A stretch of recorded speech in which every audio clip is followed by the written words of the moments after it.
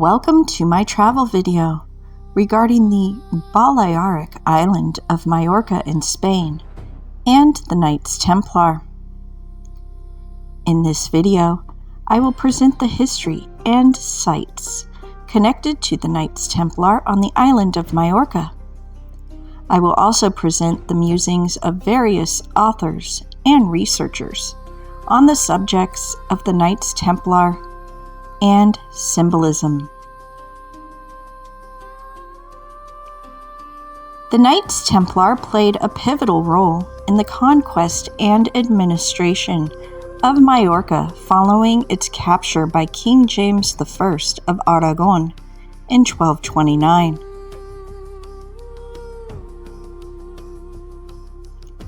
At his conception, King James I already possessed the first requirement for a monarch destined to be the protagonist of the synarchic ideal of the Templars, a form of deep state rule by a secret elite where various religious and political spheres, religion, politics, and economics, would be controlled by an inner circle of initiates.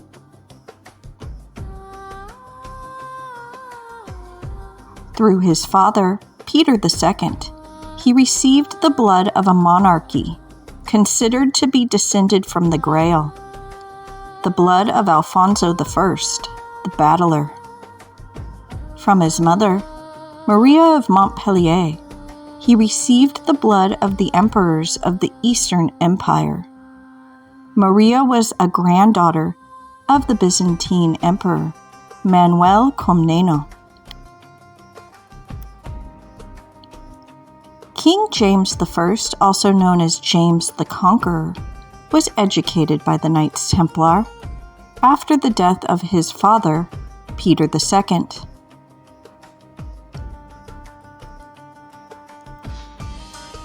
Following his father's death, the young James, who was only 5 years old, was taken hostage by Simon de Montfort, but was later freed through papal intervention. He was then entrusted to the care of Guillaume de Montredo, the head of the Knights Templar in Aragon and Provence, and was raised at the Templar stronghold in Monzon. This period of education under the Templars profoundly influenced his later reign.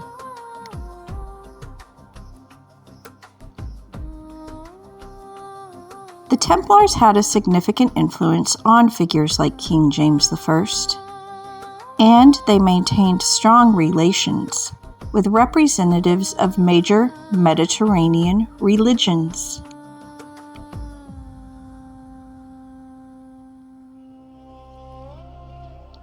The Knights Templar played a significant role in King James I's military campaigns.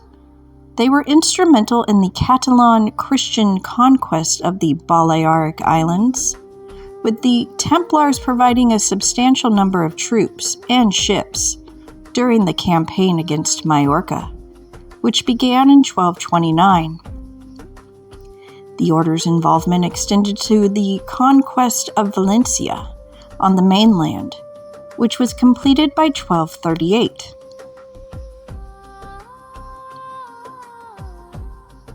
After the conquest of Mallorca, King James I granted the Templars significant lands.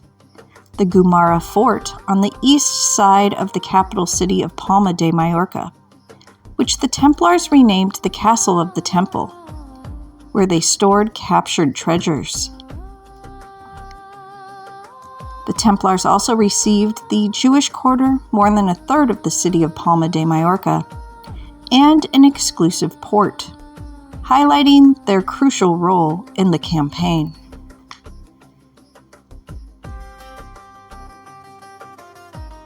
The Templars also established a strong presence of other parts of the island of Mallorca, in which I will cover later in this video.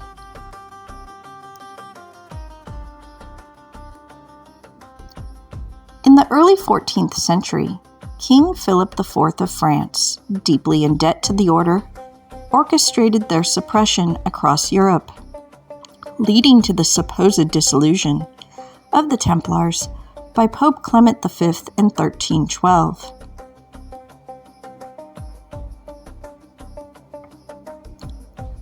In Majorca, their properties were transferred to the Knights of St. John of Malta, and their financial assets were absorbed into the royal coffers.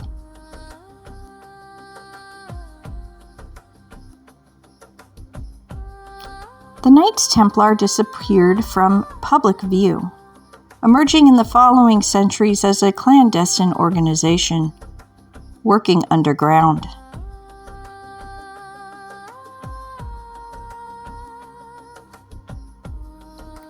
The book The Templar Revelation, Secret Guardians of the True Identity of Christ, by Lynn Picknett and Clive Prince, delve into the mysterious world of the Freemasons, the Cathars, the Knights Templar, and the occult, to discover the truth behind an underground religion with roots in the 1st century that survives even today. In their book, they divulge historical evidence linking Freemasonry to the Knights Templar. Chevalier Andrew Michael Ramsay, a Scotsman, a Knight of the Order of Lazarus, and a tutor to Charles Edward Stuart of the Freemasonic Stuart family, played a pivotal role in linking Freemasonry to the Knights Templar through his influential 1736 oration delivered in Paris and later published in 1741. In his speech, Ramsay proposed that Freemasonry descended from the Crusader orders, particularly the Knights Templar, revealing that Masonry was the heir to the secrets of the Templars, who in turn had inherited the ancient wisdom of the pagan mystery schools of the goddesses Diana, Minerva, and Isis.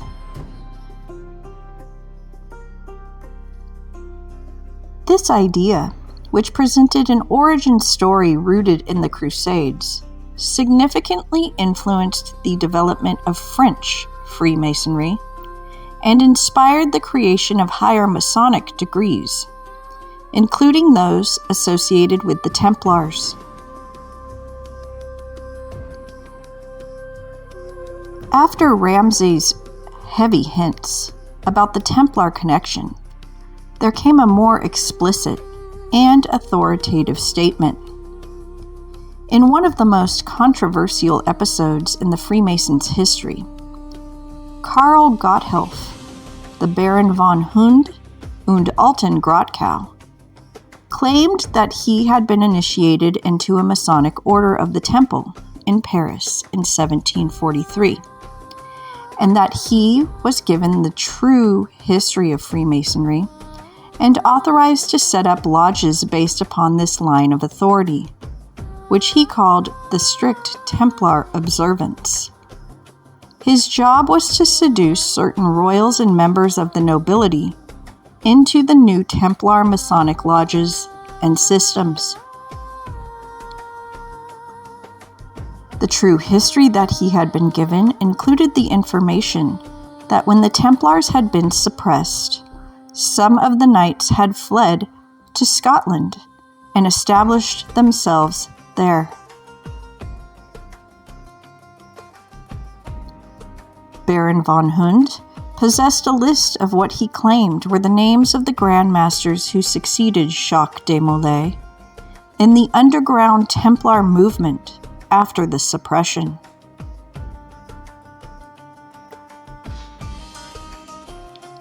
Some researchers suggest that Templar Freemasonry turned the philosophical idea of Freemasonry into a means of securing political power, aligning with the synarchic ideal of the Templars, where various religious and political spheres, religion, politics, and economics, would be coordinated by an inner circle of initiates.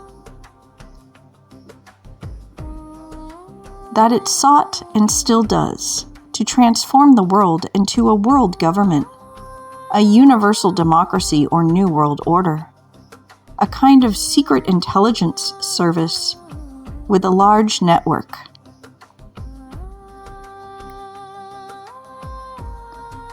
Researcher and author Michael Tsarian is known for his work on secret societies, linking the Freemasons, Knights Templar, and the New World Order through esoteric and occult histories. He asserts that the Freemasons and other secret societies, including the Knights Templar, are part of a larger, long-standing, secretive, hidden network of power that traces its roots to ancient civilizations and occult traditions.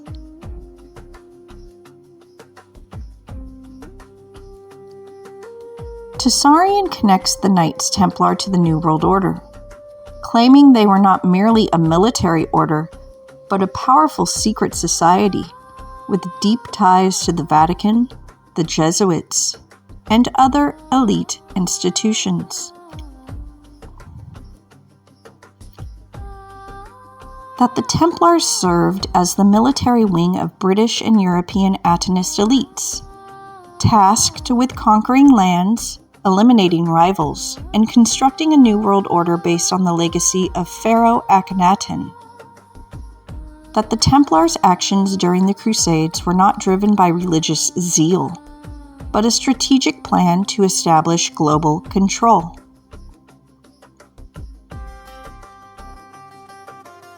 The Atenists are described as a secretive, occult family, or cult, originating from ancient Egypt during the reign of Pharaoh Akhenaten, associated with the worship of the sun disk, Aten.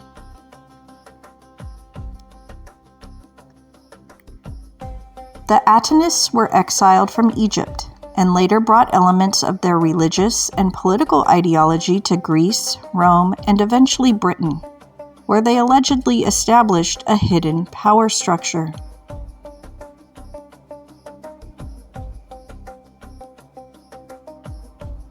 Tsarian suggests that the Atenists are the true architects behind the development of Christianity, asserting that the story of Jesus was invented in Britain and later transplanted to the Middle East to make it appear as if it originated there.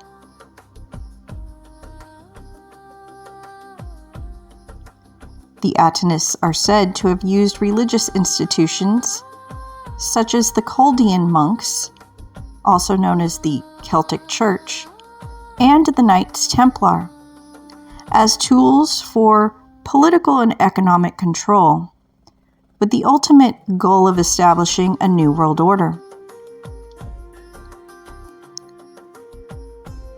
They are also claimed to have influenced major historical events and institutions, including the British monarchy, Plantagenet, Tudor, Stuart, and Windsor dynasties, the British Empire, and even modern political systems in the United States.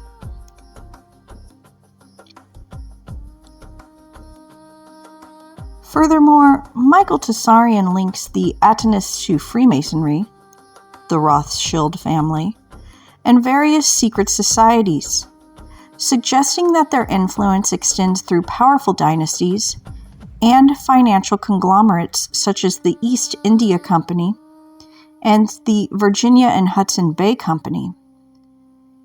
The symbolism associated with these groups, including the double-headed eagle and the eagle holding arrows on the US dollar bill, is interpreted as evidence of their enduring control.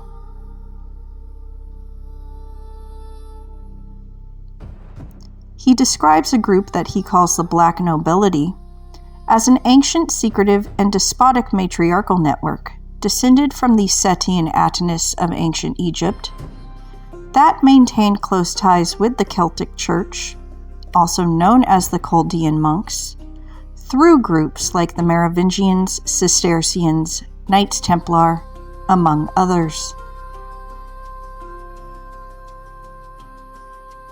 Tsarian asserts that the Templars venerated female figures such as Mary Magdalene and the Virgin Mary, and that their rituals and symbols reflect a tradition of goddess worship including the veneration of a female skull and the use of symbols like the fleur-de-lis.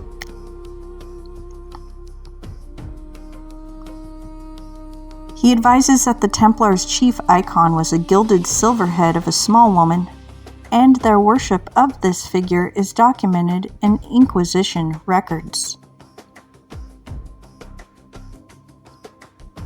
He further claims that the Freemasons and other secret societies are part of a broader Luciferian doctrine, and that the New World Order is a continuation of ancient occult traditions, including the worship of deities like Venus and the serpent cults.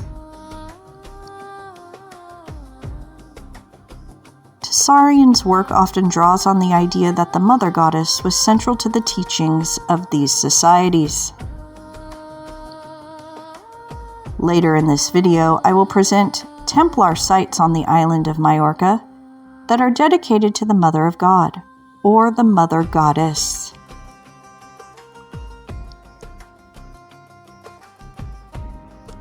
According to the official history of Freemasonry, the origins of the Brotherhood date back to the 14th or 15th century stonemasons and their building societies.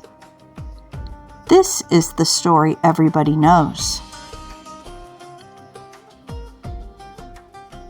Some researchers, authors, and even Freemasons themselves assert that the official history is nothing more than a cover-up story to hide the fact that the origins of Freemasonry go way back to ancient history.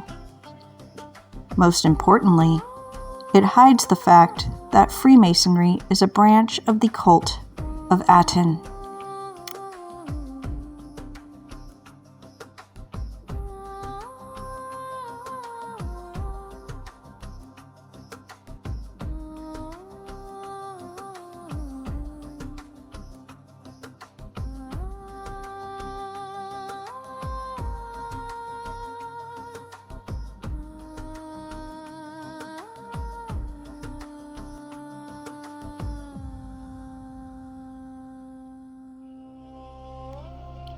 It's not really that much of a secret that Freemasonry has close ties to Judaism.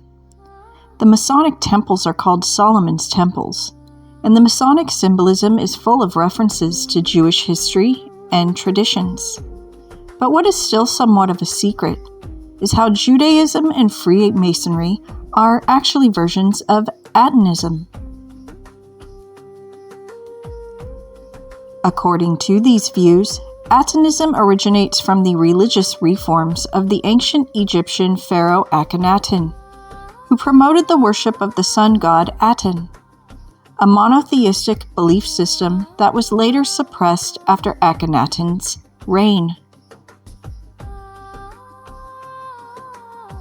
Proponents argue that this cult did not disappear, but rebranded itself into Judaism and other religious traditions, with Freemasonry being a direct continuation of this esoteric lineage. Researcher and author Ralph Ellis, in his work King Jesus, advises that Pauline Christianity is essentially a simplified version of Judaism, which itself is a transformed expression of Atonism. This perspective suggests that the core beliefs of Judaism, Christianity, and Freemasonry are fundamentally interconnected, rooted in a shared ancient Egyptian solar theology centered on Akhenaten.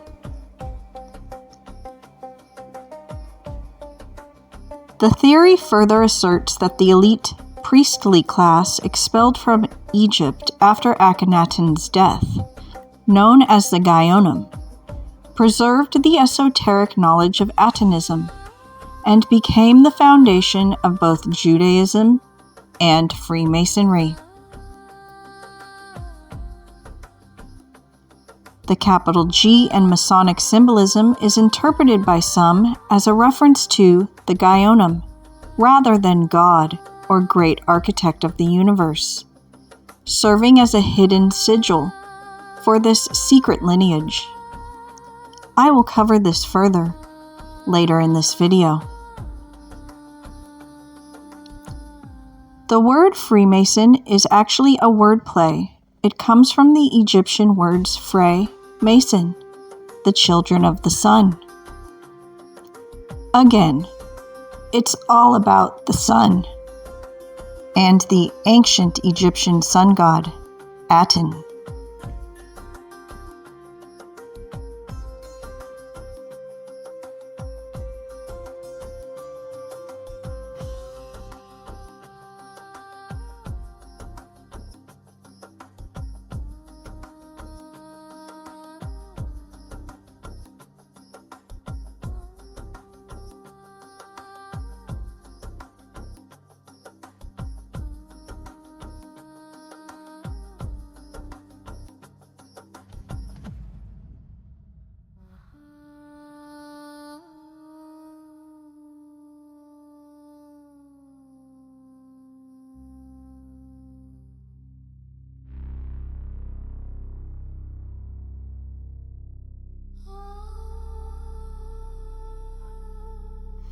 Michael Tessarian, along with Ralph Ellis, contend that the Freemasons are part of the same hidden power structure, with the outer degrees serving as a facade for deeper occult knowledge, guarded by elite alpha lodges.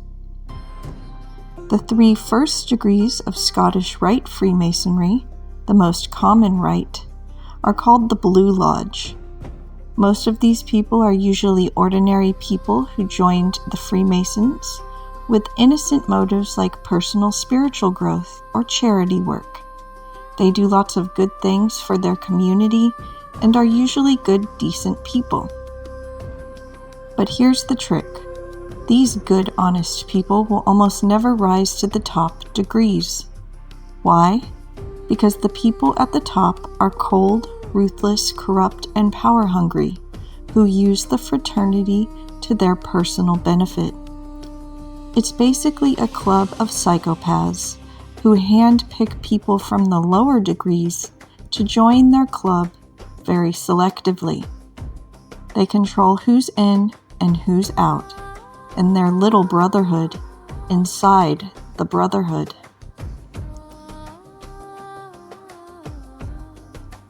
In the book Morals and Dogma, the 33rd degree Freemason Albert Pike wrote openly how the Masonic system is built to mislead and misguide the lower level Masons, and how the people at the top, the princes of Masonry, are the only ones who know what's really going on.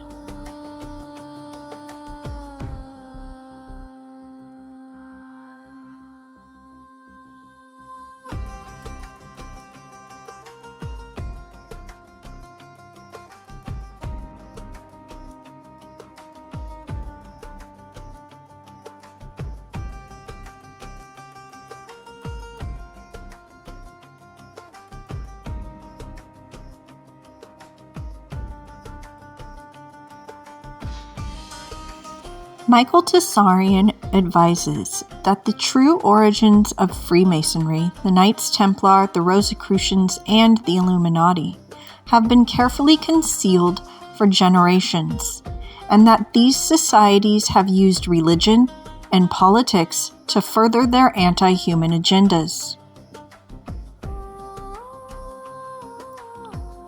He suggests that the elite manipulate world events by implanting ideas into the minds of influential thinkers, which then evolve into ideals and shape governments and religions, forming a base of the New World Order.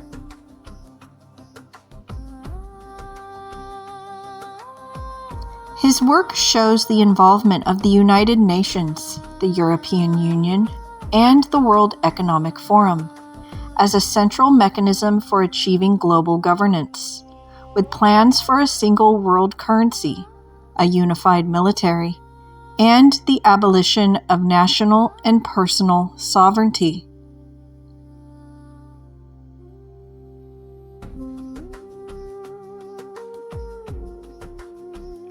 That such a system would eliminate national borders, family structures, and individual freedoms, promoting a welfare state where the non-elite are reduced to being a number, or in our modern world, a mere data mining entity that is dependent on the state.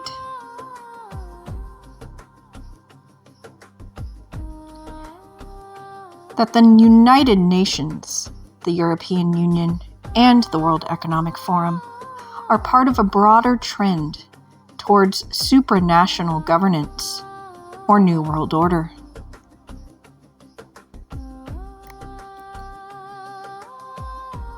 The first Templar site that I visited on the island of Mallorca was the Temple Towers, also known as Torres de Gumara, a historic site located in the heart of the old town of the capital city of Palma de Mallorca.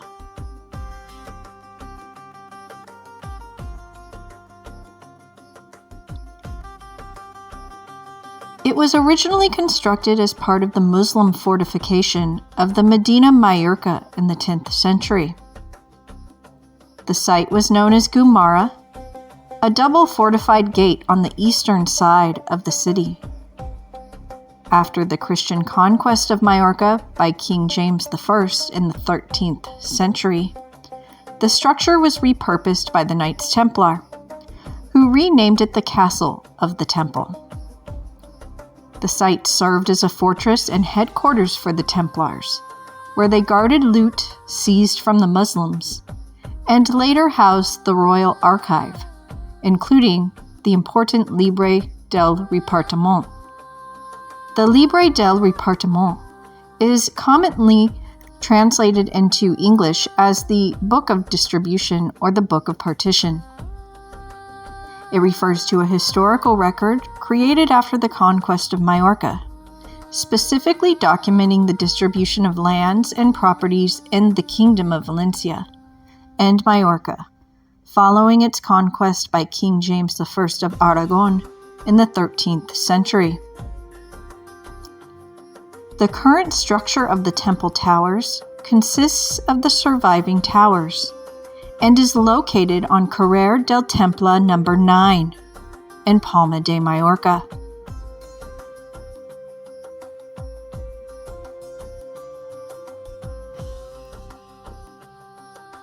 The number 9 became deeply embedded in Templar lore and numerology, appearing in various aspects of the order's structure and history. It was believed that 9 knights were required to form a commandery. The order had 9 provinces in the west, and the Knights Templar primitive rule contained 72 articles. 7 plus 2 equals 9. The execution date of the last Grand Master of the Knights Templar, Jacques de Molay, was March 18th, 1314. Both the date, 1 plus 8 equals 9, and the year, 1 plus 3 plus 1 plus 4 equals 9. The number 9 also holds significant meaning in broader occult, esoteric, and Masonic traditions.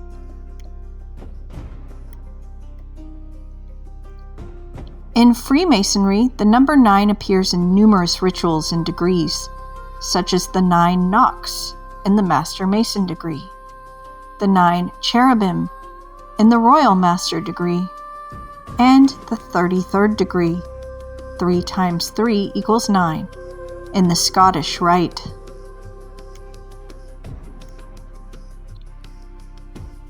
The number 9 holds significant symbolic meaning in Freemasonry, representing the balance of opposites and the completion of spiritual and philosophical journeys.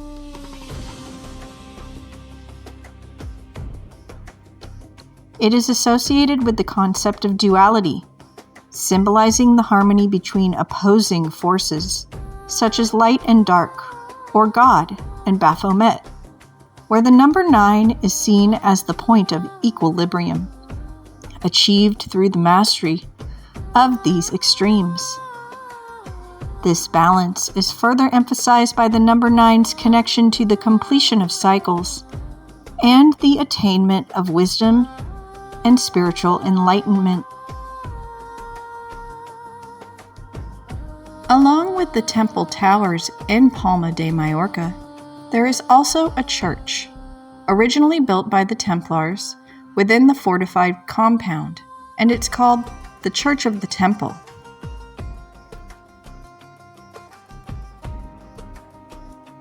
The church, which features Romanesque-style elements, is one of the few examples of Romanesque architecture in Mallorca. The atrium of the church has been preserved. The interior of the Church of the Temple displays typical Romanesque-style ceilings.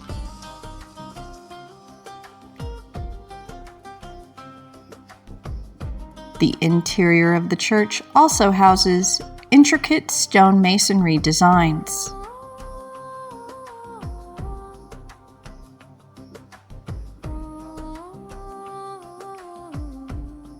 The Church of the Temple once housed a panel of Saint Bernard that today is on display in the Museum of Mallorca.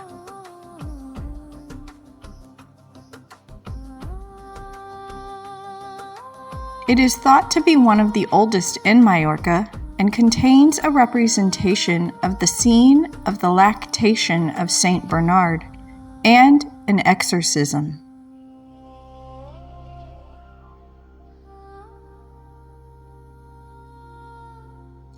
Bernard of Clairvaux was venerated as Saint Bernard and was an abbot, mystic, co-founder of the Knights Templar, and a major leader in the reform of the Benedictines through the emerging Cistercian order.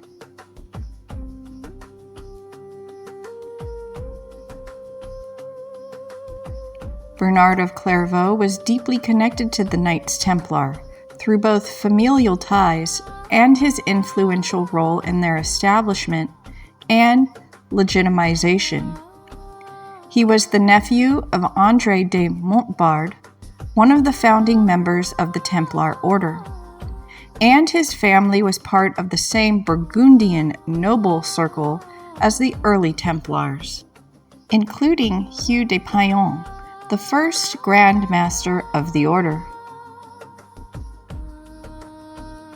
The Count of Champagne, another key figure in the Templars' early history, donated the land for the Abbey of Clairvaux, where Bernard became abbot.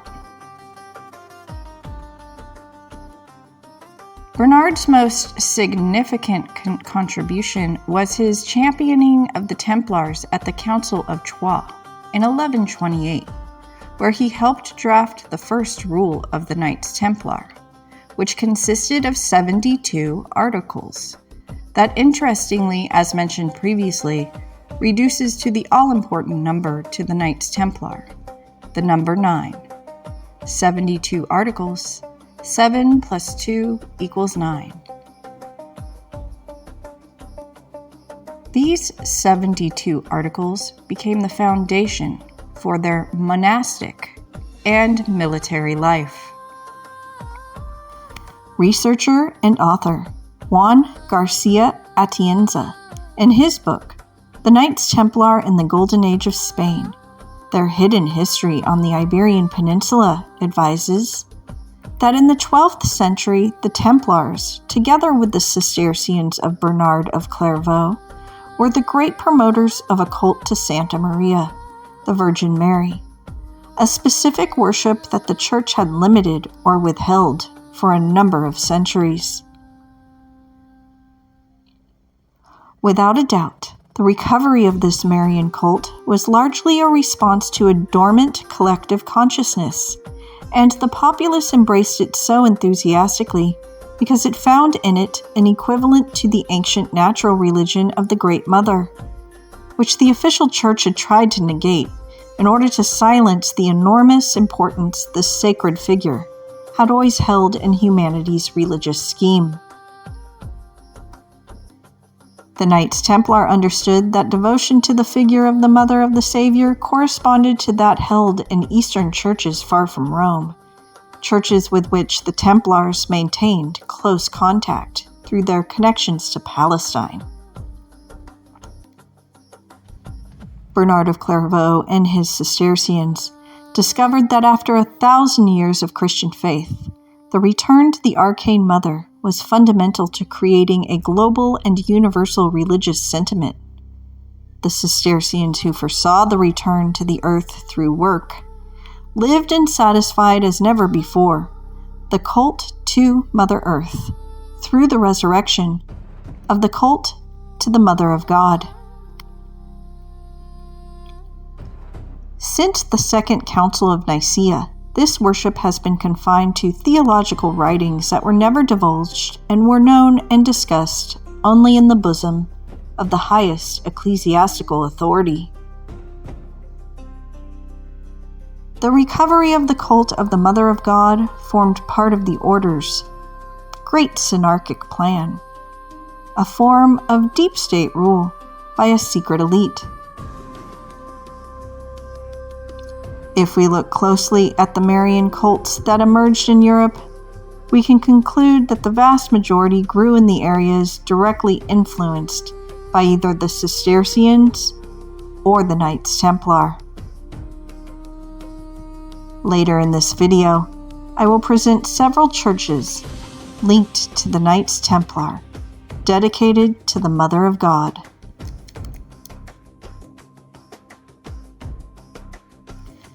While visiting the capital city of Palma de Mallorca, I encountered a prominent symbol of the city, the symbol of a bat. The history of the heraldic animal of the capital city of Palma de Mallorca relates to King James I of Aragon. Legend has it that an arrow launched at James hit a bat flying in the line of fire, thus rescuing the monarch, who gratefully made it the city's heraldic emblem. In Palma de Mallorca, the bat clearly is a talisman, as well as in some other Spanish cities. Researcher and author Juan Garcia Atienza, in his book, The Knights Templar in the Golden Age of Spain, explains the symbol of the bat and its deeper meaning. Atienza describes that Robert Graves, an English poet, novelist, and scholar, lived on the island of Mallorca. That in Graves' prologue to a book by the Sufi master Idris Shah, he described reading the medieval chronicles of King James I, where he was surprised to learn that the surrender of the main plaza in Palma de Mallorca came to pass when the monarch promised those under siege that a common bat would form part of the emblem of the city when the Christians occupied it. Graves consulted the Shah on this, and the master told him that the flying creature is a fundamental symbol in the transcendent ideology of the Sufis, who see it as being capable of envisioning light in the midst of darkness. This detail, probably unknown to many medievalists, and perhaps considered not worth knowing, has a fundamental, if not rationalist, importance. In his promise, the conquering king demonstrated to the Moors of Mallorca that he knew their traditions, and that he would enter the plaza ready to respect them. King James I undoubtedly knew about certain symbols that the Knights Templar adopted from the Muslim sects of the Ishmaelite Sufis.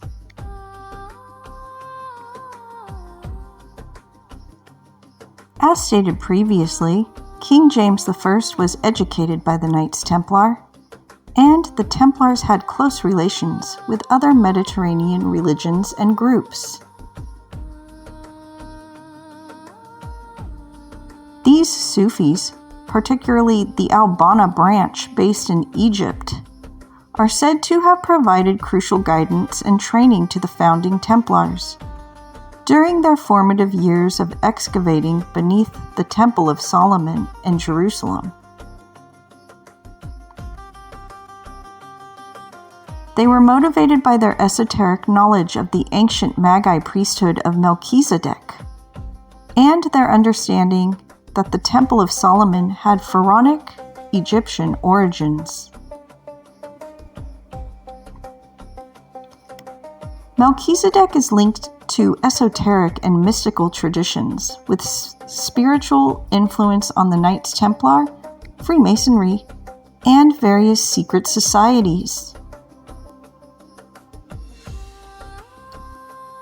The Sufi mystics are believed to have shared esoteric knowledge of ancient Egyptian traditions and the Magi priesthood, emphasizing, while Christians possess the cross, the Sufis held its deep spiritual meaning.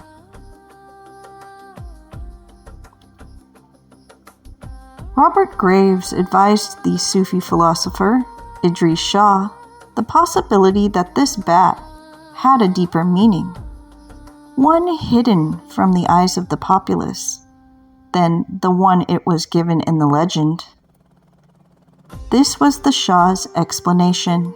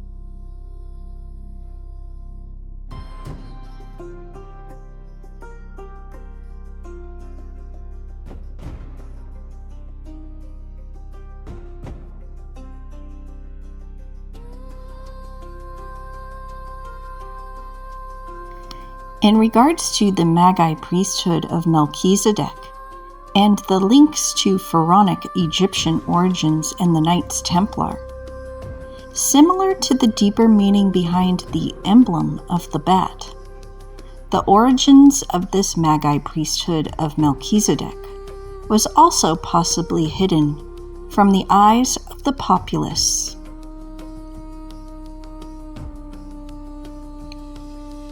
Researcher and author Michael Tsarian's interpretation of Sufism is filtered through his broader esoteric framework, linking it to Egyptian mysticism, astrotheology, and the cult of Aten. He does not present mainstream Sufi teachings, but rather integrates Sufi symbolism into his narrative of ancient solar cults and hidden knowledge. His approach is syncretic, blending Sufism with Gnosticism, Hermeticism, and theories about elite control.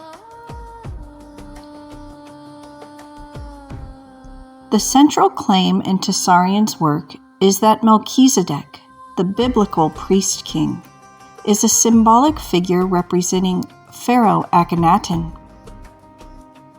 He views Melchizedek not as a historical person, but as a pseudonym or archetype used to conceal Akhenaten's influence on later religious traditions. This aligns with his broader thesis that key biblical figures like Moses, Zadok, and Melchizedek are fictional fronts for Akhenaten, the founder of Atonism. Tessarion points to iconography, such as Melchizedek holding a sun symbol, often interpreted as bread in religious texts, as evidence of solar worship. A cryptic reference to Akhenaten, the ancient Egyptian pharaoh, and represents a figure within a lineage descended from his offspring.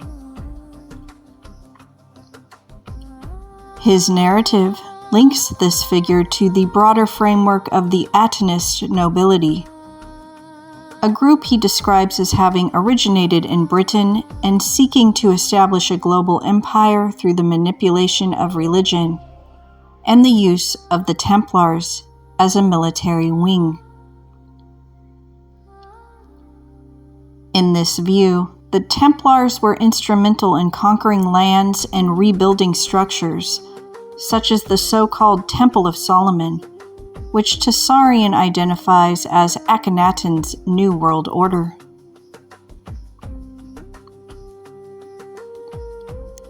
He associates the Knights Templar with the Chaldean monks, or the Celtic Church of Ireland, Egyptian Atonists, and Gaionum, suggesting their peculiar traditions and symbolism point to more secretive orders operating behind them. The Gaionum, described as elite Atonist Judites and keepers of esoteric knowledge, identifying the Gaionum as a secretive group that originated from elite Pharisees and Sadducees, who worshipped deities such as Asherah and later went underground after the destruction of Jerusalem in AD 70, continuing their influence through groups like the Sabbateans.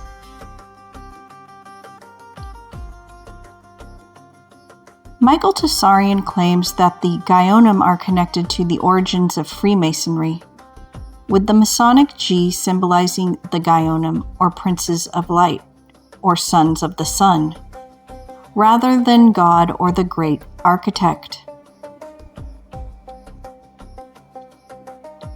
He describes the Gaionum as the Princes of Light and keepers of occult knowledge, forming a hidden ruling class that manipulated religious and political structures throughout history.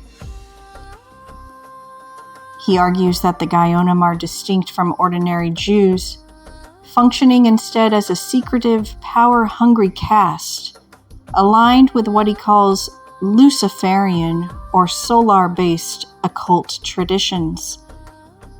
This group, in his view, laid the ideological groundwork for later secret societies.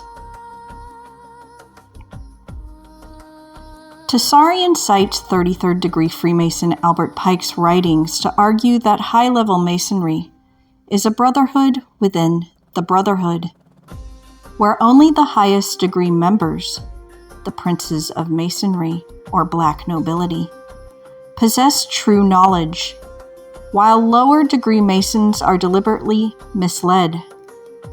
Tessarion believes this is the ancient Gaionum's control, esoteric wisdom.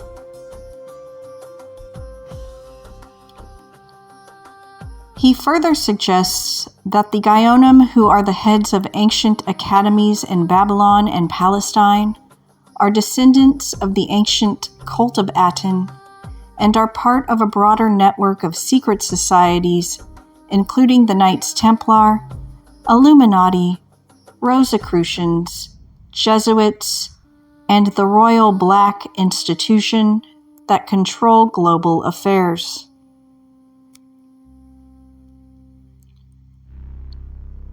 This network is said to have maintained control through historical events, including the Glorious Revolution, the rise of the British Empire, and the establishment of financial institutions like the Dutch East India Company and the Amsterdam Bank.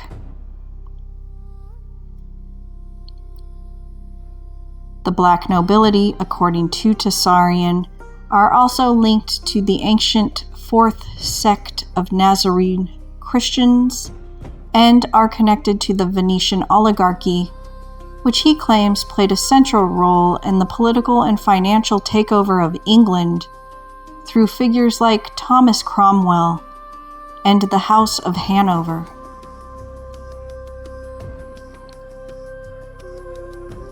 These families, Tessarion claims, are not truly Christian or Jewish, but use religious affiliations as a disguise, with members of the black nobility being Luciferians or Setian Atonists who operate under a matriarchal structure.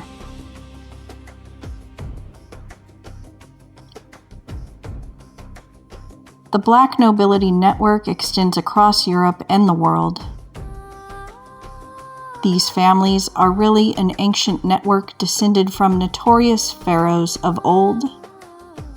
The black nobility are to be found listed as the rulers of Italy, Sicily, Spain, Portugal, France, Alsace-Lorraine, Greece, Switzerland, Belgium, Holland, and Britain.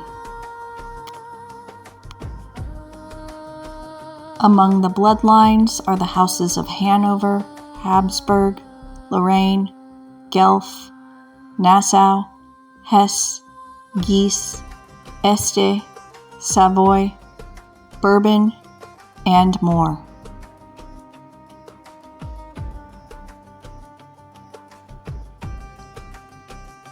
Tessarion's writings suggest that the House of Orange, which later became the British royal family through the Windsors, is one of the most prominent branches of the black nobility, and that figures like King Juan Carlos I, as a member of the Spanish House of Bourbon, are part of this global network. The term black nobility is said to have been used by these families themselves, reflecting their historical association with black deeds and their role in maintaining control through chaos and subterfuge.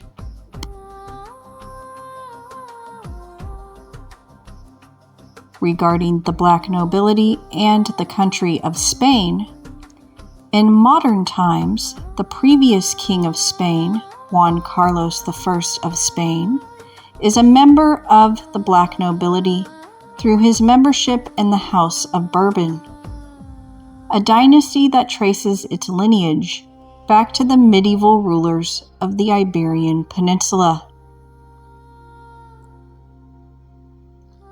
The House of Bourbon was once one of Europe's oldest royal families, originating in France. It has ruled in France, Spain, Naples, Sicily, and Parma, and is known for figures like Louis XIV and Louis XVI. I visited a cave located at the eastern end of Portals Vels, an area of Mallorca located on the southwest coast of the island.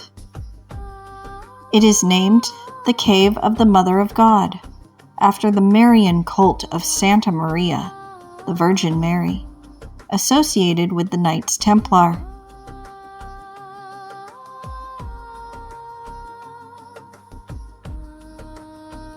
The three large gate-like entrances to the cave are the reason for the name Portals Vels, meaning old portals.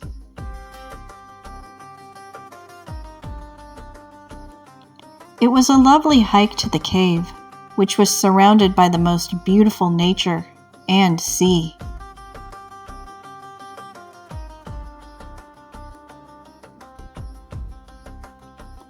The blue Mediterranean Sea was set below the clay, rocky pathway that was lined by Mediterranean pine trees.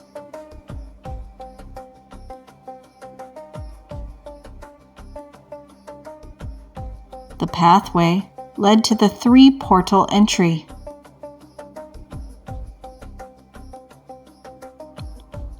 The cave is artificial, the result of the extraction of stones by Moorish slaves used in the construction of the Cathedral of Palma de Mallorca.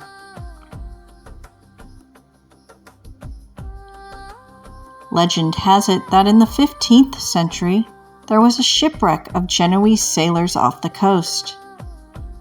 They promised before the image of the Virgin Mary that if they reached dry land safely, they would build a chapel in her honor at the spot where they landed. They carved an altar to the Virgin Mary inside the cave.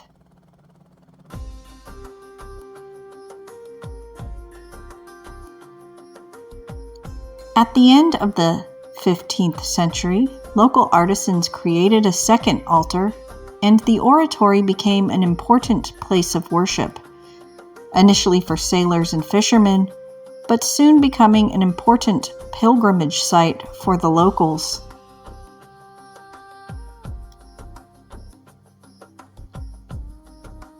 Another legend is that an image of the Virgin Mary placed inside the cave was removed on several occasions to a chapel nearby. Each time it was removed, it mysteriously reappeared on the altar where the Genoese sailors had originally placed it.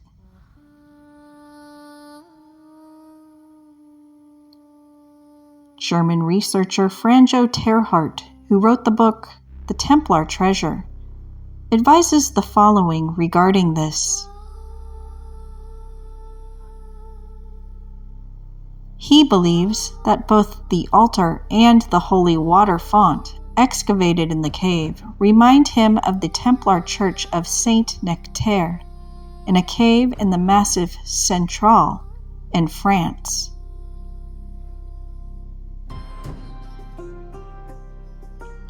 Perhaps they only rediscovered it and placed the statue of the Virgin in the niche, whose dimensions exactly matched those he found in the underground temple in France.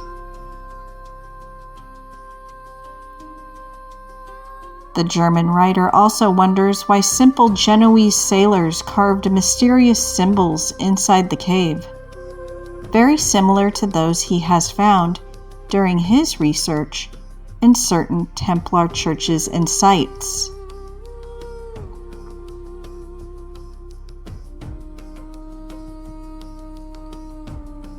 There is a sun and moon symbol.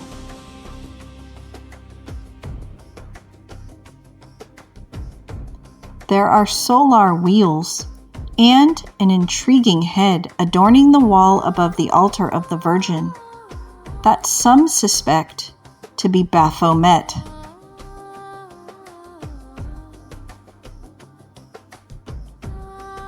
It wouldn't be surprising if the Templars used the cave for their rituals and secret meetings, as there was a Templar presence on the island, and this is something that already occurred at the Cave of Saint Martin in Alcudia, located in northern Mallorca.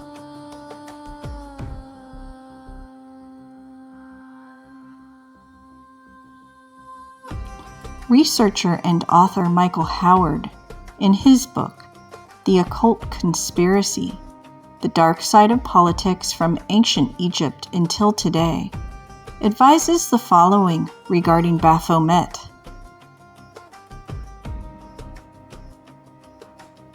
Baphomet has been variously described as an androgynous deity with two faces and a long white beard, or a human skull, which uttered oracular prophecies and guided the destiny of the Order of the Templars.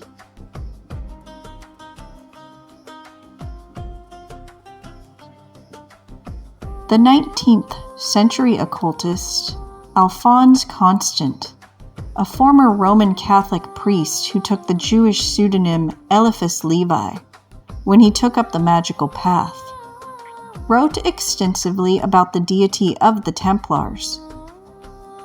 Levi regarded Baphomet as a magical and pantheistic figure, representing the absolute in a symbolic form, very much in line with the Freemasons perfect man.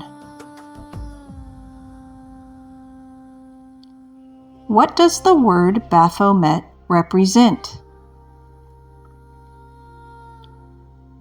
Montague Summers, who wrote several books on witchcraft and demonology from an extreme Catholic viewpoint, derived the word from the Greek baph, metis, meaning the baptism of wisdom, which referred to a secret ritual only known to the Grand Master of the Knights Templar.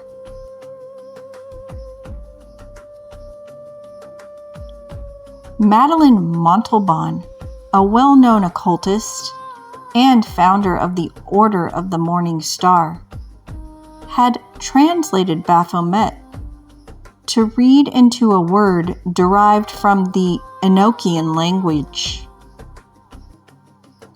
According to Montalban, Enochian was the language spoken on the lost continent of Atlantis, and although known to occult initiates since the earliest times, it was only revealed to the outside world by the researches of the Elizabethan astrologer and magician, Dr. John Dee. In Enochian, the word Baphomet can be translated, according to Montalban, as the opener of the door.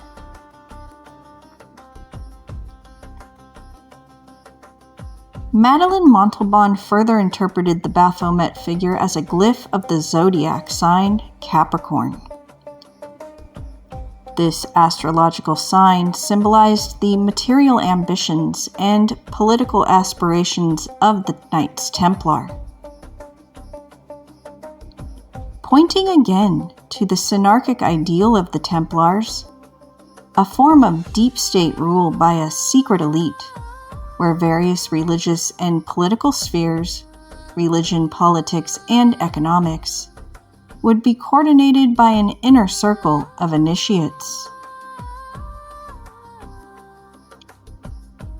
On an esoteric level, the goatish emblem of Capricorn is regarded as a symbol for the occult initiate who climbs the celestial mountain to achieve oneness with the divine.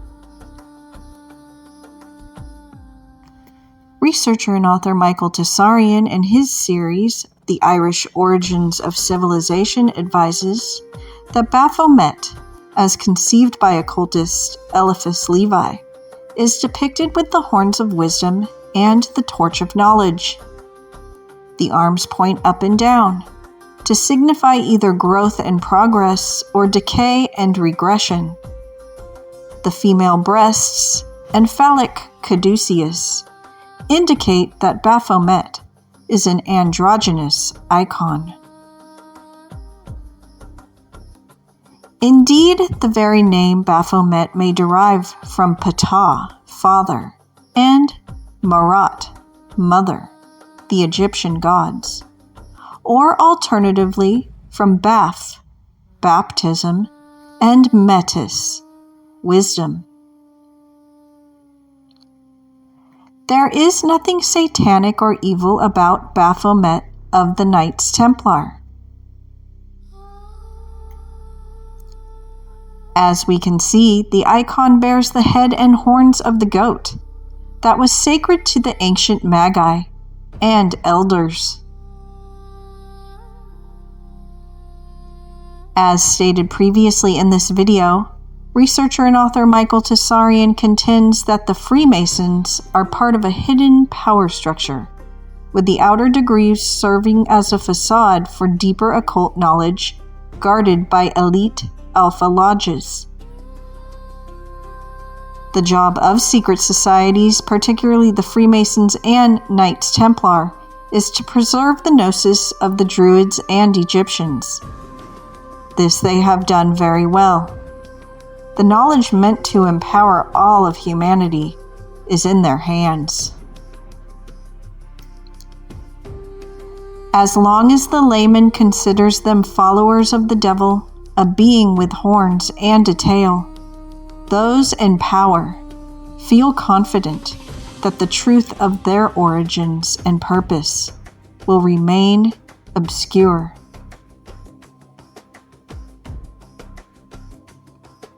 The famous image of Baphomet as depicted by French occultist Eliphas Levi, when put beside a picture of the statue of George Washington that is in Washington, D.C., any attempts to play down the significance of this Templar image fail when we think of the statue.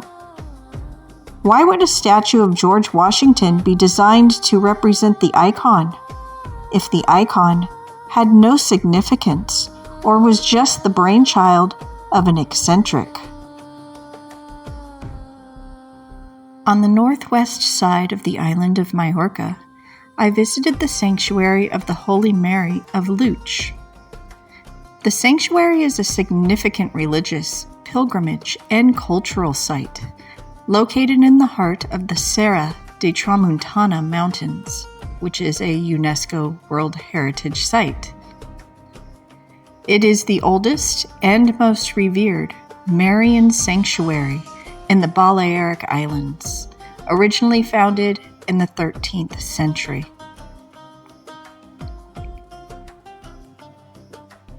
The site has historical ties to the Knights Templar, who were granted the Lluc farm following the conquest of Mallorca by King James I of Aragon in the 13th century.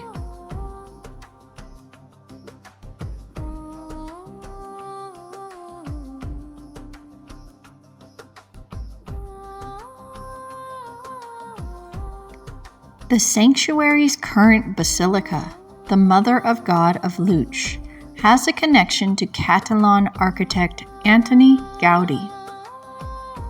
It was refurbished in the 20th century under his guidance. It features a Baroque-style facade and an interior adorned with gold leaf reflecting Gaudí's influence.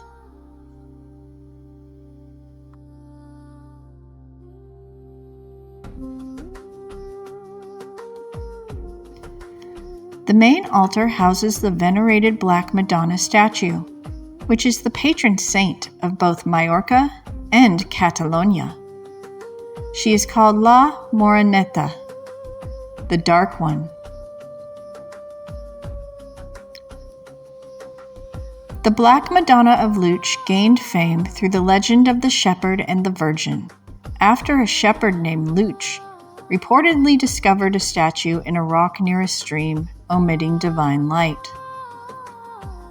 According to legend, the statue repeatedly returned to its original location after being taken to a church, leading to the construction of a chapel dedicated to her.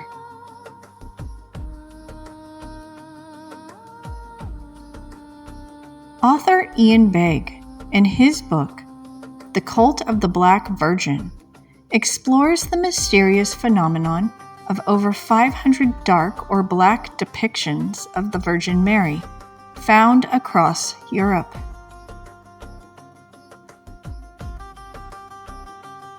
The book investigates their origins, symbolism, and historical connections with significant emphasis on the Knights Templar and other medieval esoteric traditions. Begg suggests that the Knights Templar played a crucial role in the resurgence and veneration of the Black Virgin during the Crusades.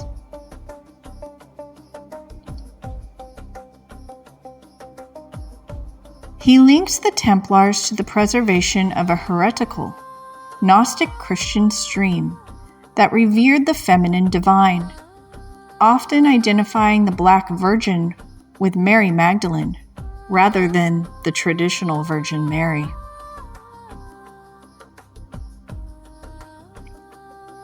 This connection is tied to broader esoteric traditions, including the Holy Grail legend, which Begg interprets not as a physical chalice, but as a symbol of lost feminine wisdom and, potentially, a sacred bloodline.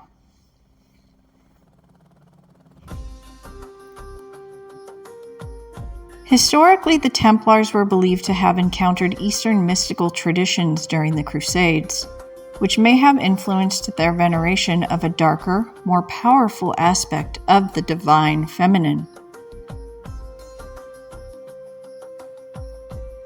Ian Begg suggests that the Black Virgin represented a symbol of power and majesty, contrasting with the tender maternity of the conventional Madonna, and served as a vessel for ancient pagan goddesses like Isis, Cybele, and Kali.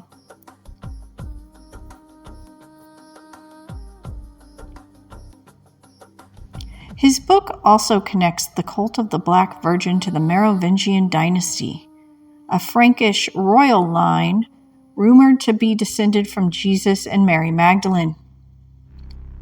This idea, later popularized in the Holy Blood and the Holy Grail and the Da Vinci Code, is treated by Ian Begg as part of a persistent underground tradition that survived suppression by the Roman Catholic Church.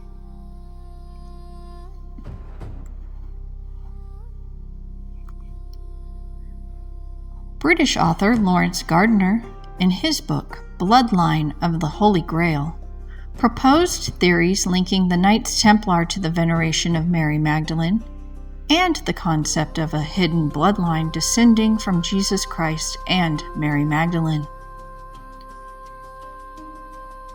He claimed that the Knights Templar were champions of Mary Magdalene and that the cathedrals dedicated to Our Lady were built by them, suggesting a deep connection between the Templars and the Black Madonnas of Europe.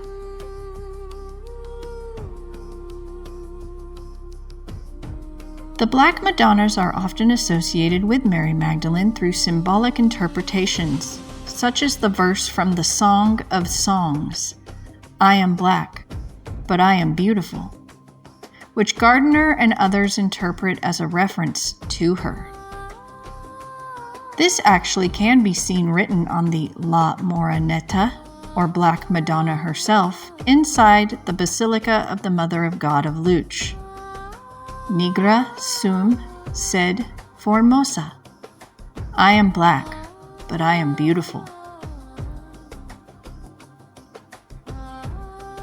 Gardner's work also explored the idea of a sacred lineage, suggesting that the descendants of Jesus and Mary Magdalene were protected and preserved through various groups, including the Nazarenes mentioned in early Christian texts. He claimed that these descendants, including figures such as King Arthur and the House of Stuart, are roles he claimed were tied to this lineage and chivalric tradition. Gardner's book also touches on Atonism, proposing connections between ancient Egyptian monotheism and Pharaoh Akhenaten and early Judeo-Christian traditions, further framing the bloodline as part of a long-suppressed spiritual and genetic heritage.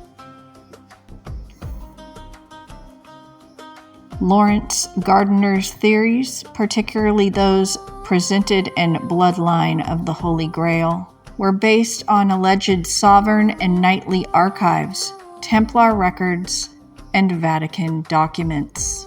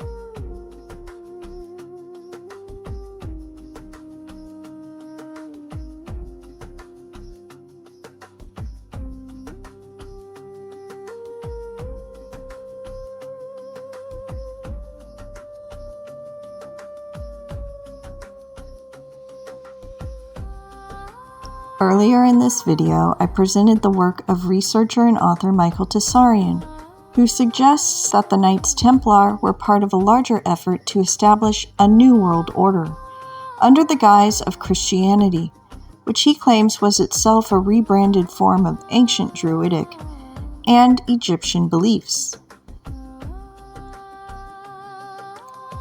Regarding the Black Madonna, Michael Tessarian implies a symbolic and historical continuity between the Black Madonna and the female figures of the Atenist tradition, particularly Mary Magdalene, whom he identifies as a key ancestor of the House of Orange and a central figure in the lineage of the Black nobility. He links the Black Madonna to the cult of Venus, Lucifer, and the ancient Setian Atenist worship of the dark side of the sun, suggesting that the Black Madonna represents a continuation of this esoteric tradition. The red-haired depiction of Mary Magdalene in art aligns with the symbolic imagery of the House of Orange and the broader occult lineage that he describes.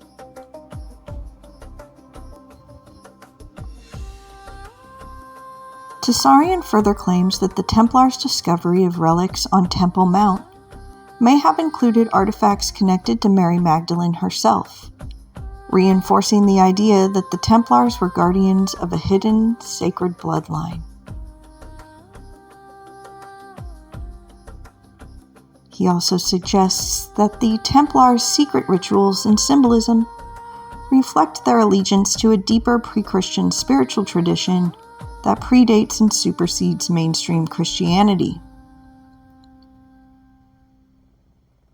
Tessarian presents the Black Madonna not as a purely religious icon, but as a symbol of a hidden, matriarchal power structure, suggesting a hidden network of powerful women linked to ancient goddess worship and secret societies that he calls the cult of Venus or the female Illuminati.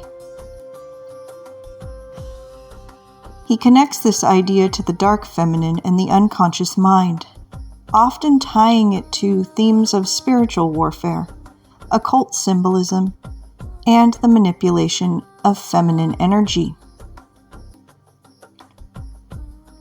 Tessarian associates this with the Black nobility, whose influence is channeled through institutions like the Knights Templar, who served as its military and political arm in the medieval period. Author Ian Begg and author Lawrence Gardner trace the Black Madonna's imagery to pre-Christian goddess worship, suggesting that these statues are a Christianized remnant of ancient earth goddesses associated with fertility, the underworld, and wisdom. Figures like Isis, Egypt, Diana, Rome, Artemis, Greece, and Lilith, Hebrew mythology, are seen as archetypal precursors. Carl Jung's interpretation of the Black Madonna as a manifestation of the anima, or collective unconscious, is also referenced. The darkness of the statues have been attributed to various causes: soot from candles, chemical reactions in wood, or deliberate artistic choice. But author Ian Begg emphasizes their symbolic significance as representations of the dark feminine, the unconscious, and the mysteries of life and death. Near the Black Madonna, inside the basilica, is a seashell.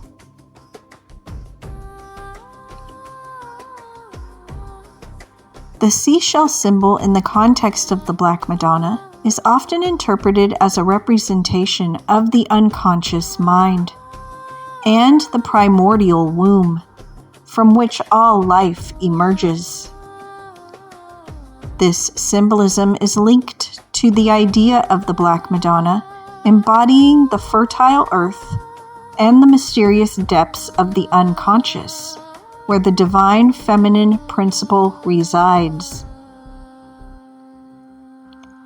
The seashell, a common motif in Renaissance art and later adopted by artists like Salvador Dali, connects to ancient iconography, where it symbolized Venus, the generative power of nature, suggesting a connection to the unconscious and the birth of new life. The shell's association with the unconscious mind is further reinforced by its link to the primordial matter and the unexplorable depths of the psyche, which are central to the symbolic meaning of the Black Madonna. This connection reflects a broader spiritual understanding, where the darkness of the Madonna symbolizes not emptiness, but the rich, generative potential of the unconscious and the hidden wisdom within.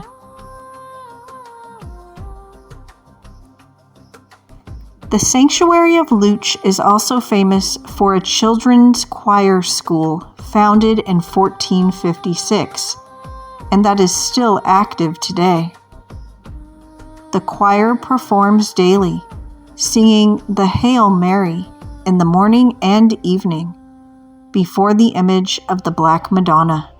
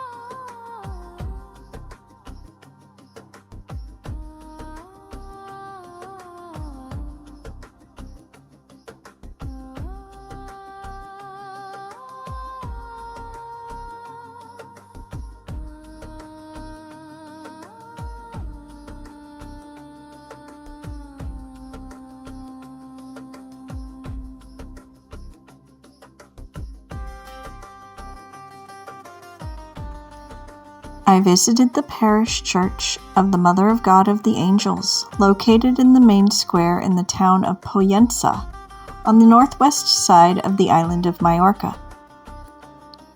The church is dedicated to the town's patron saint, Our Lady of the Angels.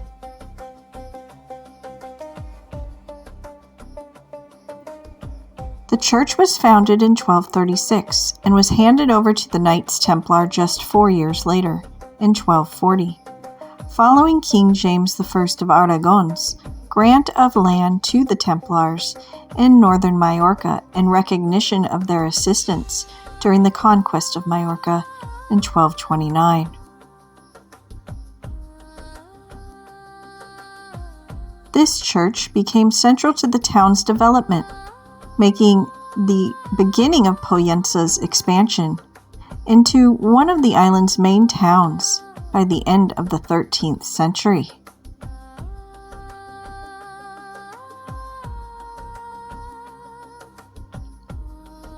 After the dissolution of the Knights Templar in 1312, the church was transferred to the Order of the Knights Hospitallers, later known as the Order of Malta.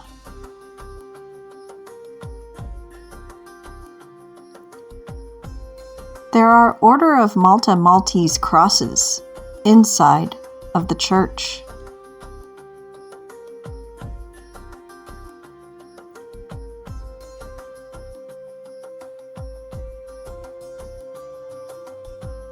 The current church building, constructed between 1714 and 1790, features a basilica floor plan with vaulted side chapels and houses notable artworks, including a Baroque altarpiece dedicated to the Mother of God of the Angels that is adorned with a giant seashell.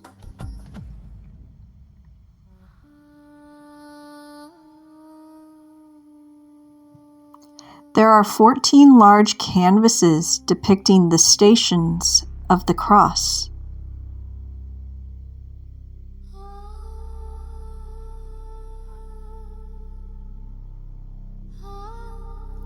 There are 3 different Templar sites dedicated to the Mother of God, or Our Lady, on the island of Mallorca.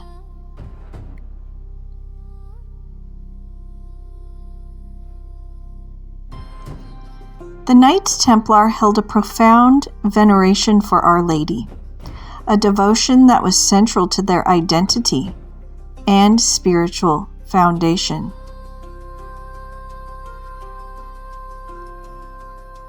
This veneration was deeply influenced by Saint Bernard of Clairvaux, the Cistercian monk and spiritual father of the order, who was a fervent advocate for the Virgin Mary.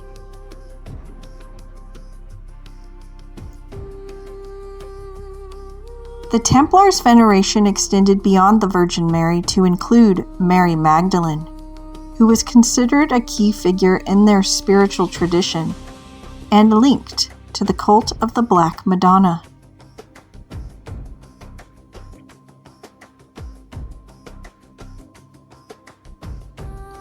As presented earlier in this video, researcher and author Michael Tsarian's perspective on the Knights Templar links them to a broader esoteric narrative involving the Egyptian cult of Aten, which he claims underpins many world religions and secret societies.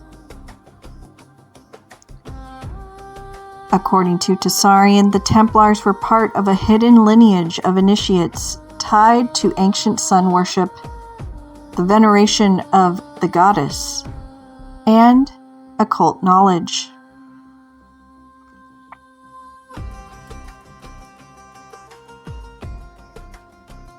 The idea that the Templars venerated Mary Magdalene as a high-born member of the Edessan monarchy and a senior figure in the cult of Venus, or Order of Sion, is part of a broader esoteric narrative.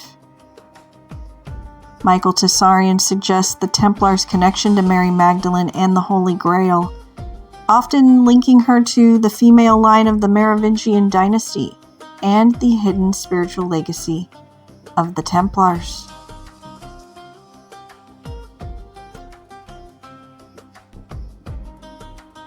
The church pulpit is adorned with a monstrance, a solar symbol.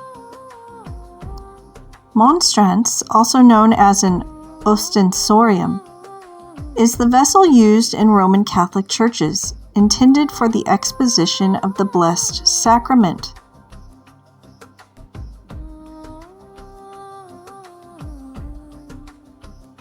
The vast majority of the mythological formulas attached to Jesus were borrowed from Mithraism, Zoroastrianism, Egypt, Babylon, and the Greek mystery religions.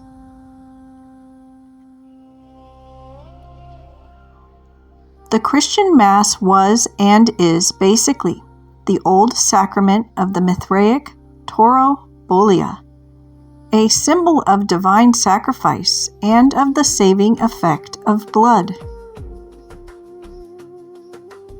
The word ostensorium comes from the Latin word ostendere, meaning to show.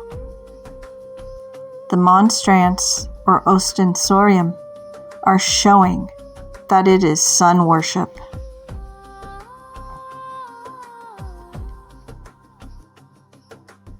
Inside the Church of the Mother of God of the Angels, there is the sun and moon symbol.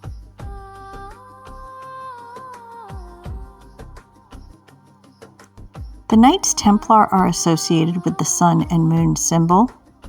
It represents the balance between contrasting forces such as the masculine and feminine principles, the conscious and subconscious, and yang and yin energies.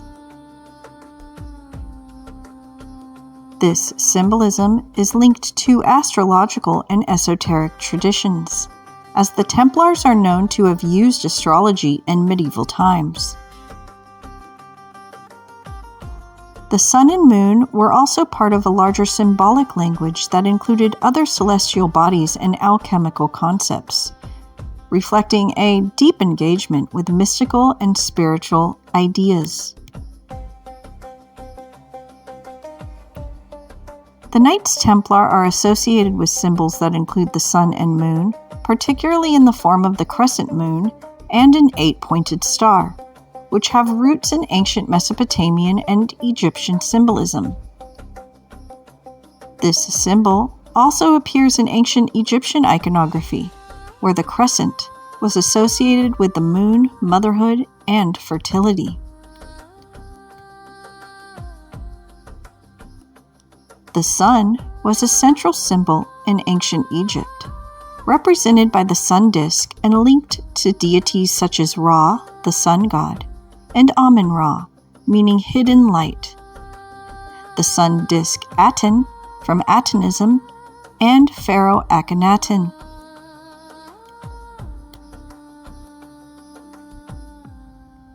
Some sources suggest that the Templars may have adopted these symbols from earlier traditions, possibly through their presence in the Holy Land and their interactions with ancient sites like the Temple Mount in Jerusalem.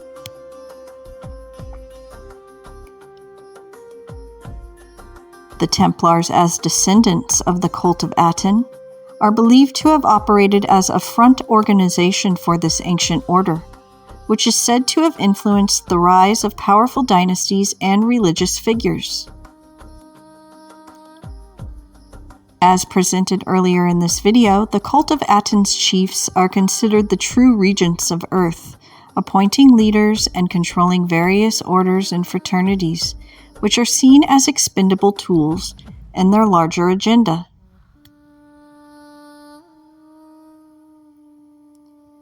Michael Tessarian claims that the Knights Templar were descendants of the cult of Aten and functioned as an esoteric order that preserved the secret teachings of ancient solar, lunar, and stellar cults, with their symbolism reflecting this heritage. According to Tessarian, the Templars were essentially knights of the sun, the moon, and stars, and their symbols, including the star, crescent moon, and sun, represent the ancient solar cult of Aten that concealed itself behind major religions and secret societies. I also encountered inside the Church of the Mother of God of the Angels symbols that looked like Sirius, also known as the Dog Star.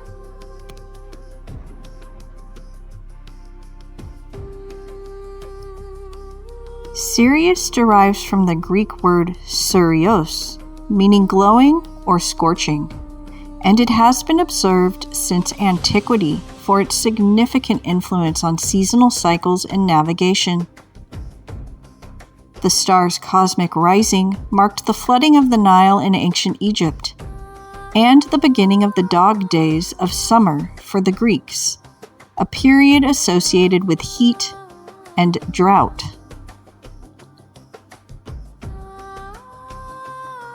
In ancient Egyptian culture, Sirius was known as Sothis and was associated with the goddess Sopdet, who was linked to the annual flooding of the Nile River. This cosmic rising of Sirius, occurring just before sunrise, was crucial for marking the beginning of the Egyptian calendar year, and was believed to be connected to the Nile's inundation, a vital event for agriculture. The star's significance extended to syncretism of Sopdet with the goddess Isis, and Sa, associated with Orion, with Osiris, forming a divine couple. This connection led to the later identification of Sirius with Isis, a figure sometimes described as a virgin in esoteric traditions, where she is seen as the female counterpart of Christ and a symbol of divine motherhood. This imagery is linked to the star's role in ancient Egyptian mythology, where the goddess Sopdet, associated with Sirius, was later syncretized with Isis, the mother goddess, who was often depicted with her son Horus in her lap. This iconography, particularly Isis holding her son, is believed to have influenced later Christian depictions of the Virgin Mary with the infant Jesus.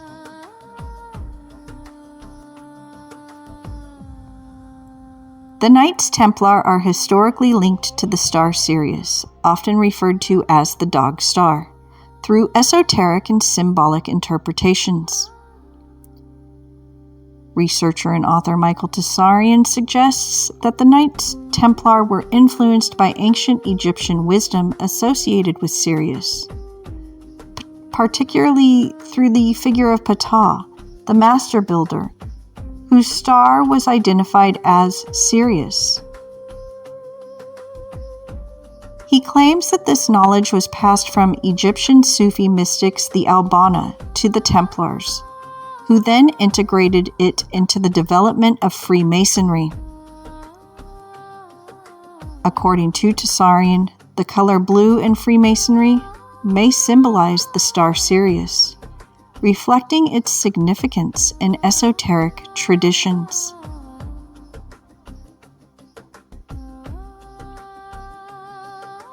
The idea that Sirius was significant to the Templars is also linked to the teachings of Alice Bailey, a theosophist, who associated the star with the Great White Lodge and the driving force behind Freemasonry.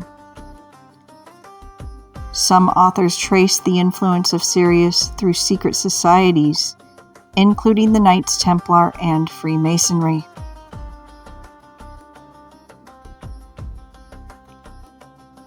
Inside the Church of the Mother of God of the Angels, the star symbol is also on a crown of stars around the head of Our Lady.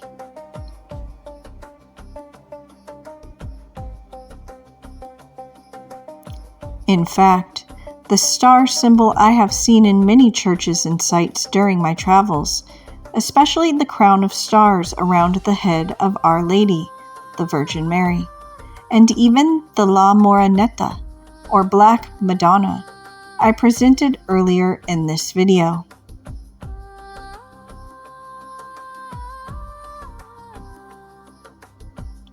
A widely discussed interpretation links the European Union's flag design to Marian symbolism of the stars around the head of Our Lady in Catholic tradition. This stems from Revelation 12:1, which describes a woman clothed with the sun, with the moon under her feet, and on her head a crown of stars. In Catholic doctrine, this woman is often identified as the Virgin Mary, particularly in depictions such as Our Lady with a halo of stars. Researcher and author Michael Tsarian has written extensively on esoteric symbolism, ancient mysteries, and the hidden forces shaping modern society. In his works, Tsarian often connects symbols like the star circle or star crown and celestial bodies such as Sirius to broader narratives about control, occultism, and the erosion of authentic spirituality. Tsarian and other researchers have connected the idea that the European Union's flag is not just a political emblem, but is a part of a larger symbolic matrix involving astrology, Marian mysticism, and ancient solar cults. He suggests that the crown of stars reflect zodiacal or Masonic symbolism, and that the Virgin Mary imagery serves as a veiled continuation of pagan mother goddess worship, possibly linked to Sirius, the dog star, as a divine beacon.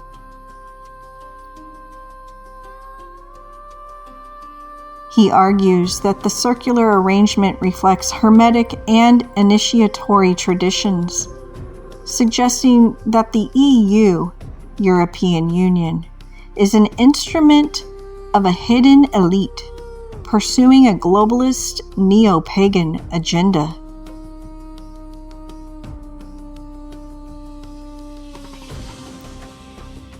Also inside the Church of the Mother of God of the Angels is a rose window.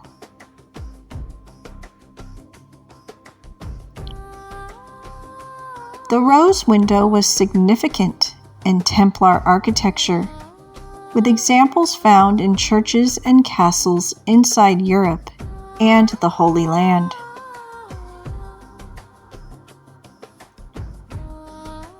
The symbolism of the rose window extends to themes of the dawn, resurrection, and eternal life, reflecting the Templars' religious devotion and esoteric beliefs. Researcher and author Michael Tessarian links the symbolism of the rose to the Templars' esoteric tradition, suggesting that the rose is a key emblem tied to the Atonist and Luciferian traditions, representing the dark side of light and the hidden spiritual knowledge preserved by elite bloodlines. He argues that the rose, along with other symbols like the serpent and the pyramid, are used to convey secret meanings within Masonic and other fraternal organizations. The Knights Templar, in his view, are not merely a medieval military order, but a continuation of this ancient lineage, with their symbols and rituals reflecting a deeper occult heritage.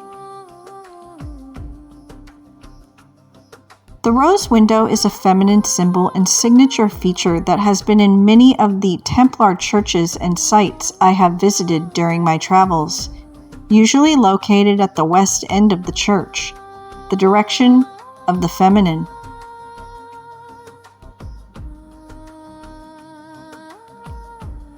Researcher Madison Holmes suggests that the human brain created a personification of women by looking at flowers, Mother Earth, and this is why all cultures associate flowers with the female, fertility. It could be chalked up to just goddess symbolism to keep it general. There is a particular goddess symbol tradition you can follow, and it doesn't mean it is all evil and bad, but it can definitely be warped. We live in a world where people think that the occult ancient world, the dynasties, the cults, secret religions, and traditions went away. As stated earlier in this video, some authors and researchers suggest that these elites manipulate world events by implanting ideas into the minds of influential thinkers, which then evolve into ideals and shape governments and religions, forming a base of the New World Order.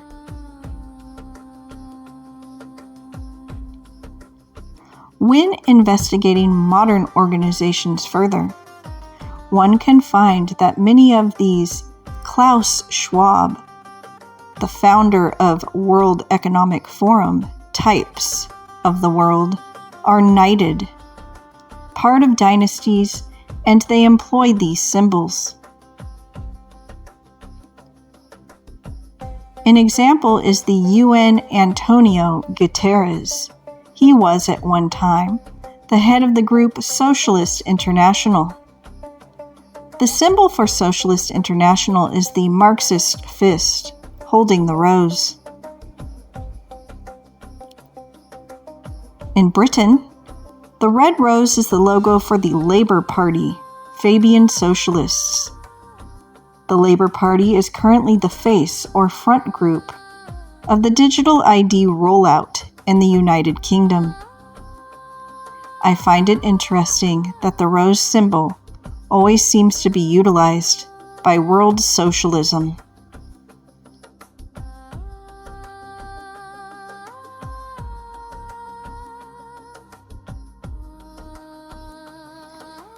There is a street name dedicated to the Knights Templar, and a landmark called the Calvary in the town of Pollença.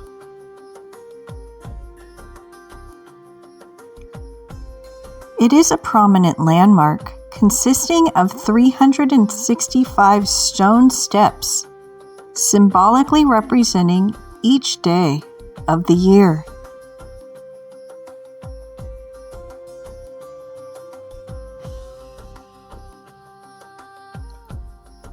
These steps lead up to the Hermitage of the Calvary, a small chapel atop a hill.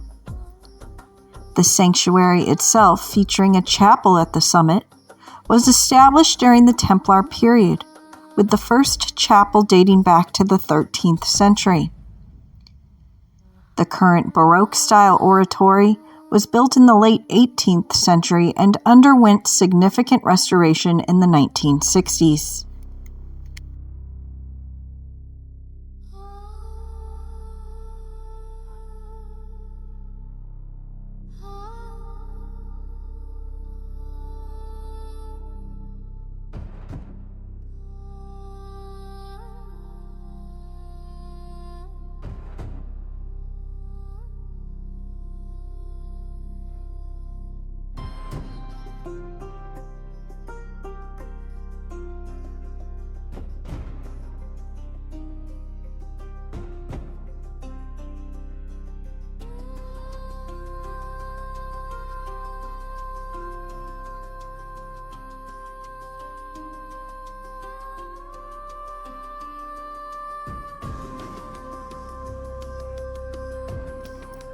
While wandering the streets of Pollença, I encountered Sion Street.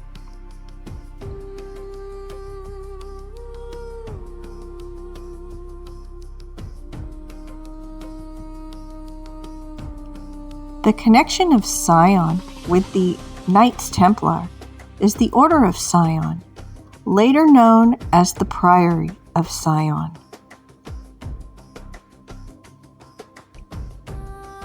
The name, the Priory of Sion, became better known to the public after the Dan Brown novel Da Vinci Code.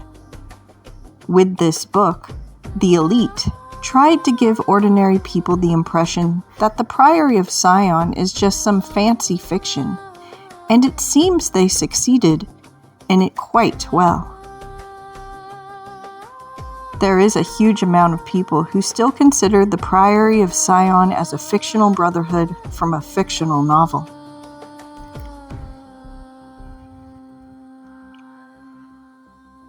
Publishing Da Vinci Code was a counter-move for the book Holy Blood, Holy Grail, in which the authors of that book were able to present many proofs for the existence of the Priory of Sion.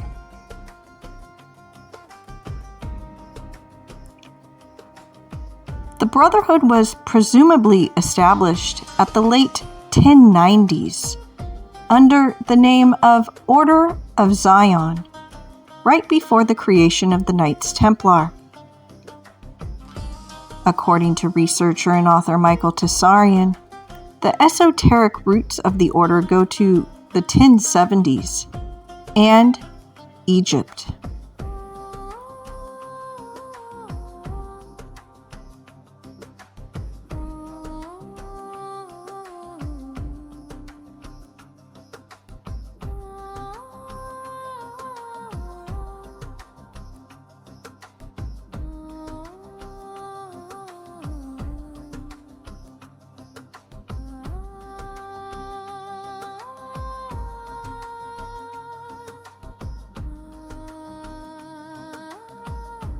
The close ties between the Knights Templar and the Order of Zion are obvious.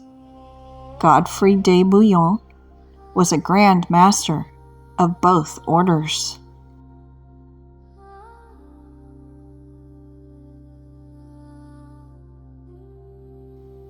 One could say the Order of Sion gave birth to the Knights Templar, but that would miss the bigger picture. Both of these orders were established by the same royal Atonist families of Europe, the same people behind the Chaldean Order, Celtic Church, and the Cistercian Order.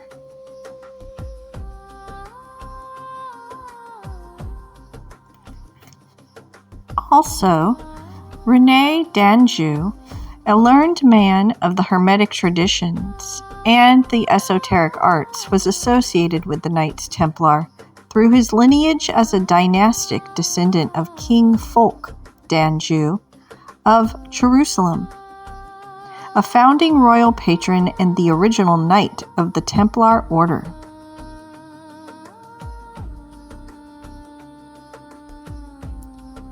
In relation to the island of Mallorca, René d'Anjou was king of Mallorca, which he claimed from 1466 to 1470, as part of his broader claim to the crown of Aragon, including Sicily, Valencia, and Corsica.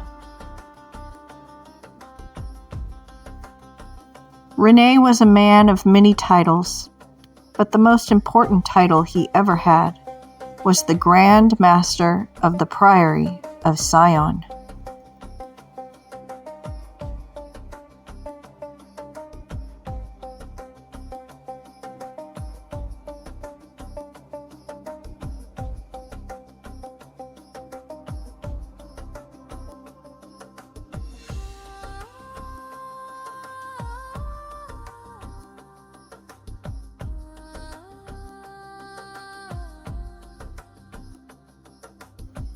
Michael Tessarian also claims that the Priory of Sion influenced the creation of other secret societies, including the Rosicrucians, Scottish Rite Freemasonry, and the Bavarian Illuminati, with figures like Adam Weishaupt allegedly acting under the direction of Charles de Lorraine, Grand Master of the Priory of Sion.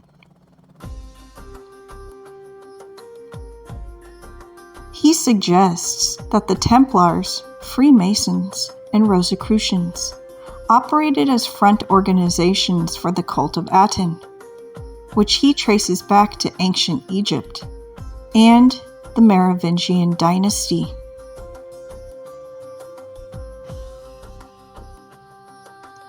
The Order of Sion is also linked to the black nobility and powerful dynasties such as the Habsburgs, Bourbons, and Valois, who are connected to the Anjou family. The symbol of the Priory of Sion is the fleur-de-lis. This is a very common symbol in heraldry used by many royal families across Europe. It can be seen in many places. Many people think that the fleur-de-lis represents France, but think again. The symbol has been used for a long time, and according to some researchers, its origins can be traced back to ancient Egypt.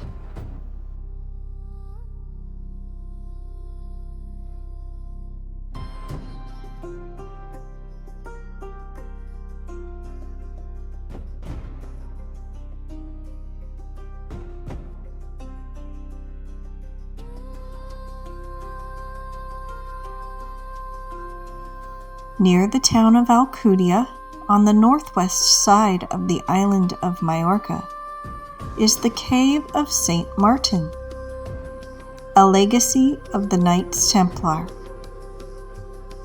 There is a walking trail with signs that guide the way to the cave.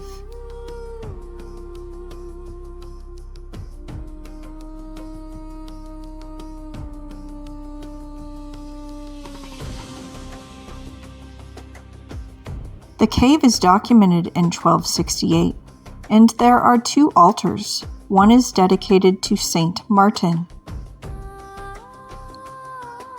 The other altar is dedicated to Saint George, a patron saint of the Knights Templar and it depicts St. George slaying the dragon.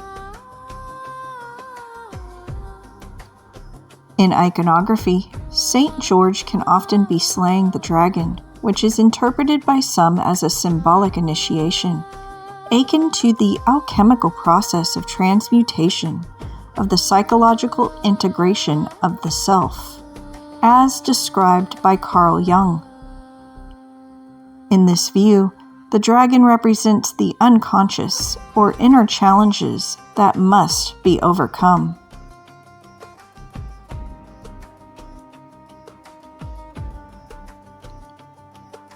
I have seen several depictions of St. George slaying the dragon in other Templar sites during my travels. The connection between the Templars and St. George can also be seen through the shared use of the red cross on a white background, though the Templars' use of the cross predates its formal adoption as England's national symbol. The red cross is seen on the flag of St. George, the Ulster flag, and Union Jack of England, and it has a very old history going back to Egypt and the worship of the god Set, who was connected with the colors red and blue.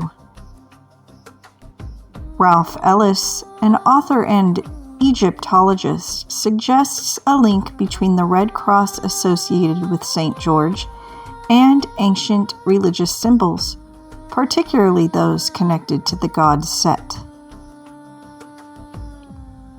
According to Ellis, the red cross on the flag of England, often associated with St. George, has roots in the worship of Set, an Egyptian deity linked with storms and the Hyksos dynasty, who were later followers of Akhenaten and his Atenist cult. He argues that the name George may derive from an Egyptian name, a title for Set, and that the blue ribbon used by the Knights of the Garter, a chivalric order founded by Edward III, reflects the Egyptian word Set, meaning garter or secret. He further suggests that the Red Cross, a symbol of St. George, is not merely Christian, but has pre-Christian Egyptian origins tied to the cult of Aten.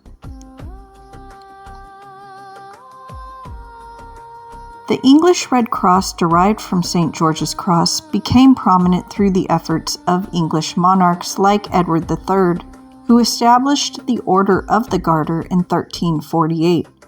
With St. George as its patron, and later Henry V, who popularized the cross during his campaigns in France. The Red Cross is further connected to the Order of St. Michael and St. George, established in 1818, implying a continuity of power and influence. Earlier in this video, I mentioned that Klaus Schwab, the founder of the World Economic Forum, was knighted into the Order of St. Michael and St. George in 2006 by Queen Elizabeth II.